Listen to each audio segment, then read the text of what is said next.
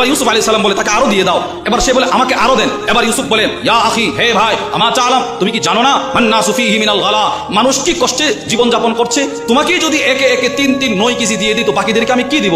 এবার সে বলে কি জানেন, সে বলে ইউসুফ লাউ আলিমতা মান আনা, যদি আপনি জানতেন আমি কে, লা আরদাইতানি, তো যতবার চাইতাম আপনি ততবার দিতেন।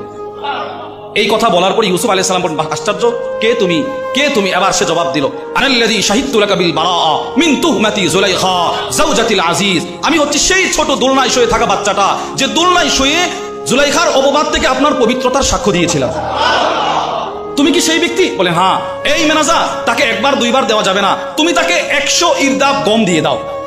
এক ইরদাব বলা হয় মুজামুল ওয়াসিদের মধ্যে নিয়ে আসে, এক ইরদাব মানে এমন পাত্র যেই পাত্রে 14 সা গম সংকলন করা হয়। তাহলে 100 ইরদাবের সোজা হিসাব হচ্ছে 105 মন গম তাকে দিয়ে দাও।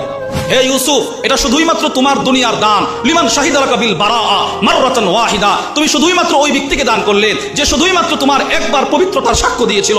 এবার তুমি দেখো তো ফাকাইফা আতাই, আমার দানটা কেমন হবে ওই ব্যক্তির ব্যাপারে যে ফজরের সময় বলে সুবহানাকাল্লাহুম্মা, যে এবার রুকুতে গিয়ে বলে সুবহানা রাব্বিয়াল আযীম, যে এবার সিজদায় গিয়ে বলে সুবহানা রাব্বিয়াল আ'লা, এবার যে জোহরেও বললো এই শব্দ, যে মাগরিবেও বললো এই শব্দ, আবার এশারেও বললো এই শব্দ, আবার নামাজের পড়েও সুবহানাল্লাহর তাসবিহ পড়ে, তাকে আমি কি পরিমাণ দান করব? একটু চিন্তা করো তো, একটু চিন্তা করো তো, তাকে আমি কি পরিমাণ দান করব?